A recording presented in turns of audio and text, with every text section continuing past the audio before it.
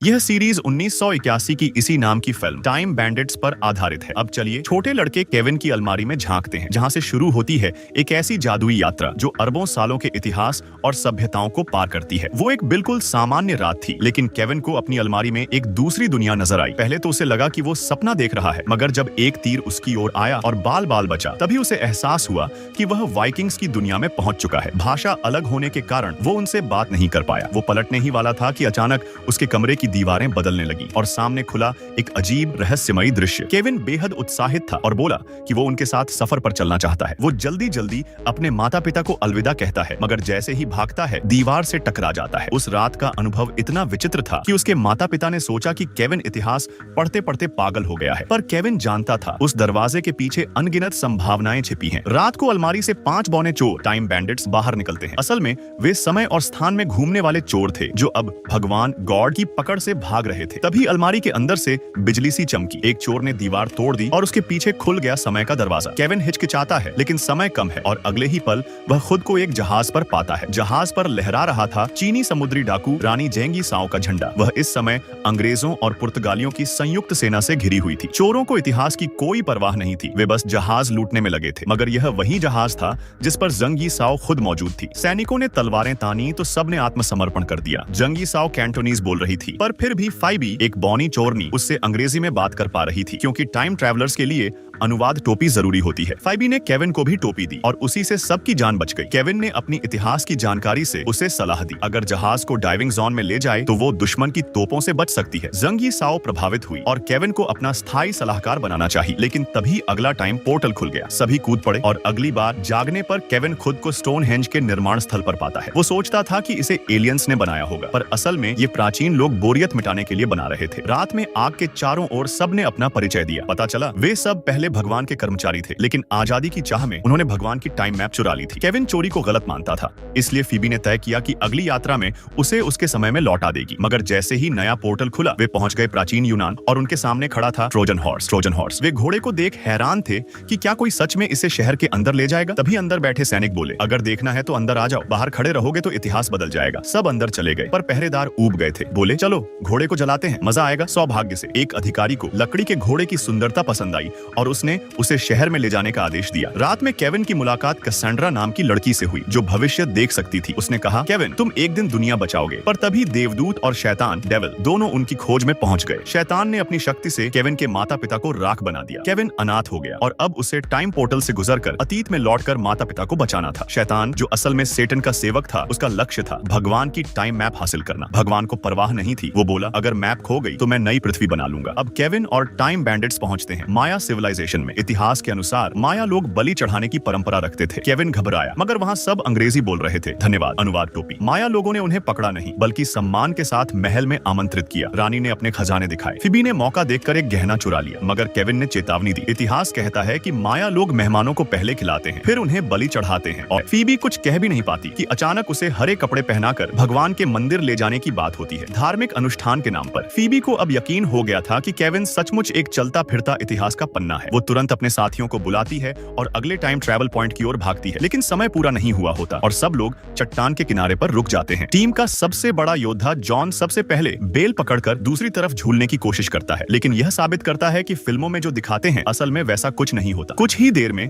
उन सबको जनजाति के योद्धाओं ने पकड़ लिया और रानी के पिरामिड में ले आए। जैसे ही रानी ने बलि की रस्म शुरू की, वह एक चाकू निकालकर धीरे धीरे उनके सामने आई। सबको लगा अब उनकी बलि दी जाएगी, लेकिन नहीं, वो तो बस माहौल हल्का करने के लिए फल काट रही थी। असल में माया लोग इंसानों की नहीं बल्कि मकई कॉर्न की बलि देते थे। जो मानव बलि की कहानी फैली थी वो तो पड़ोसी जनजातियों ने युद्ध छेड़ने के लिए बनाई थी। तभी वहाँ का राजकुमार बोला कि वो अपराधियों को सजा जरूर देते हैं, खासकर 3 हाथों वाले चोरों को। यह सुनकर सबके पसीने छूट गए। फीबी ने अपना बैग कसकर पकड़ लिया, जिससे रानी को शक हो गया और उसने योद्धाओं को खोजने को कहा। खैर, बैग में तो सिर्फ गांव वालों के लिए कुछ एवोकाडो थे। सबने राहत की सांस ली और विदा लेकर अगली छलांग लगाई, सीधे 10,000 साल पहले के आइस एज में। केविन निराश था। वो अपने माता पिता की मौत से पहले के वक्त में जाना चाहता था। फीबी ने समझाया कि टाइम ट्रैवल रैंडम होता है, हम इतिहास को नहीं बदल सकते। तभी केविन को अपने माता पिता जैसे दिखने वाले दो आदिम मानव दिखे, लेकिन वो असल में निएंडरथॉल थे। टीम को फिर से आगे बढ़ना पड़ा। अगली बार वो डायनासोर के युग में पहुंचे। साथ ही चोरों ने सोचा कि कुछ डायनासोर अंडे पकाकर देखें, पर तभी एक प्टेरोडैक्टिल पंखों वाला डायनासोर आ गया और उन्हें अपने मुंह में पकड़कर झूला झुलाने लगा। केविन ने जल्दी से एक ट्राइसेराटॉप्स का सिर उठाया, सोचते हुए कि इसे नीलामी में बेच दूं तो कितनी दौलत मिलेगी। फिर सभी चीखते चिल्लाते हुए टाइम पोर्टल में कूद गए और पहुंच गए यूरोप के मिडिवल टाइम में। उस दौर में ब्लैक डेथ नाम की महामारी फैली थी। अजीब कपड़े पहने देखकर लोगों ने समझा कि ये जादूगर है, मगर केविन के पास जो डायनासोर का सिर था उसने सबको यकीन दिलाया कि ये ड्रैगन मारने वाले योद्धा हैं। गांव वाले बहुत खुश हुए और स्वागत में कुछ बिल्लियां मारने लगे, क्योंकि उनका मानना था कि बिल्लियां बुरी आत्माओं की प्रतीक हैं। केविन ने समझाया बिल्लियां मारी गईं इसलिए चूहे बढ़ गए और वही बीमारी लाए, पर कोई नहीं माना। गांव वाले बोले, अगर तुम सच्चे ड्रैगन स्लेयर हो तो हमारे दुष्ट राजा को हरा कर दिखाओ। चोरों ने डर के मारे हंसना बंद कर दिया। लड़ाई उनकी फितरत नहीं थी, पर इनकार करने का मतलब मौत था। जैसे ही सैनिक आए, सब भागकर जेल में पहुंच गए। जेल में जॉन ने दिखाया कि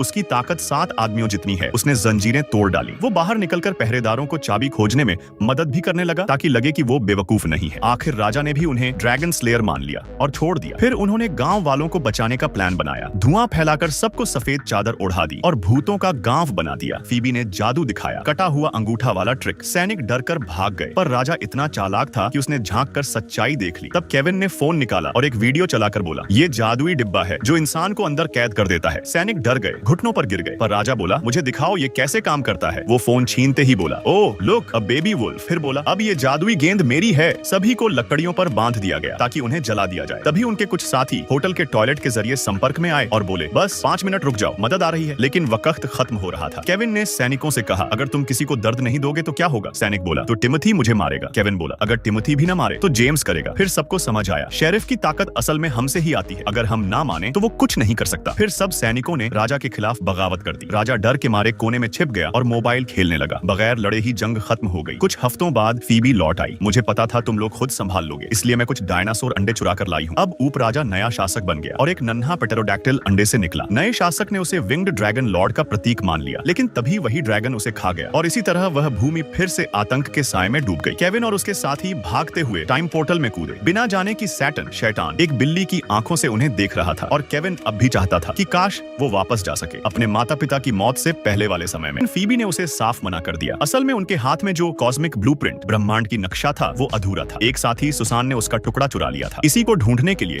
सब एक विशाल समुद्र किनारे पहुंचे। तभी समुद्र में तूफान उठा और पानी के भीतर से एक विशाल सिर बाहर आया। वो मानो ग्रीक सी गॉड पोसाइडन था। सिर्फ हाथ हिलाकर ही उसने सबको अपनी शक्ति का एहसास करा दिया, पर असल में वो तो गेस्ट अपीयरेंस करने आया नकली भगवान था, जिसे उनके प्राणों से कोई मतलब नहीं था। उसने सबको उठाकर सीधे ईसा पूर्व 220 के चिन डायनेस्टी चीन में पटक दिया। अब असली गॉड भी चाहता था कि ये चोर टीम ब्लूप्रिंट को पूरा करे, मगर सामने खुद चिन शी हुआंग खड़ा था, जिसे अभी अभी महान दीवार की नींव रखनी थी। केविन ने प्रॉफिट बनकर बोला, भविष्य में यह दीवार दुनिया के 7 अद्भुतों में शुमार होगी, 4 मिलियन ईंटों से बनी होगी और 2000 साल तक टिकेगी। यह सुनकर चिन पहले गुस्सा हुआ, फिर हैरान और आखिर उन्हें आगे जाने की इजाजत दे दी। केविन चलते चलते मुस्कुराया, मुझ पर यकीन करो, तुम चाइना के पहले सम्राट बनोगे। टाइम पोर्टल खुला और टीम आ पहुंची 1343 के काफा सिटी में। वो वक्त जब मंगोल एम्पायर अपनी चरम सीमा पर था और उन्होंने बीमारों की लाशें शहर में फेंक दी थीं। मानव इतिहास का पहला बायोलॉजिकल वॉर ब्लैक डेथ यानी काली महामारी यहीं से यूरोप तक फैली। कई पलायन और पीछा करने के बाद उन्होंने सुसान को घेर लिया, जो पहले उनकी टीम का ही हिस्सा थी और अब ब्लूप्रिंट का एक भाग लेकर भाग गई थी। उसने कहा, मैं अब चोरी डकैती से थक गई हूँ, इसलिए दूर रहना चाहती हूँ। इतना कहकर वो फिर से टाइम पोर्टल में कूद गई। फीबी कुछ कहने ही वाली थी कि टीम का एक सदस्य खांस पड़ा और सिपाहियों ने सोच लिया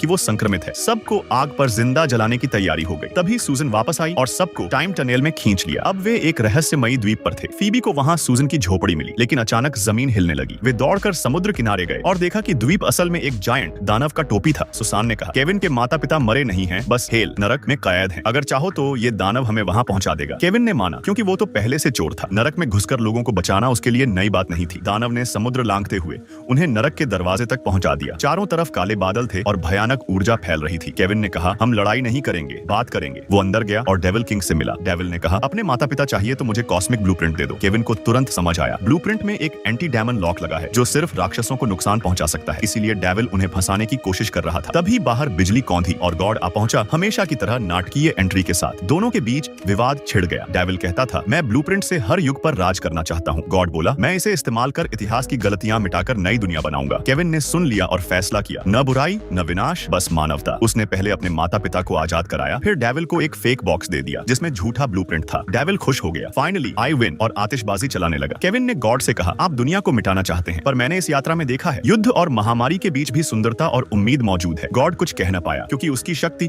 अब काम नहीं कर रही थी। वो तो डेविल के इलाके में था। दोनों की लड़ाई स्पेशल इफेक्ट्स में सिमट गई और उसी बीच केविन की टीम असली ब्लूप्रिंट लेकर भाग गई। क्या चाहो तो मैं इसका YouTube explanation version, Hindi narration of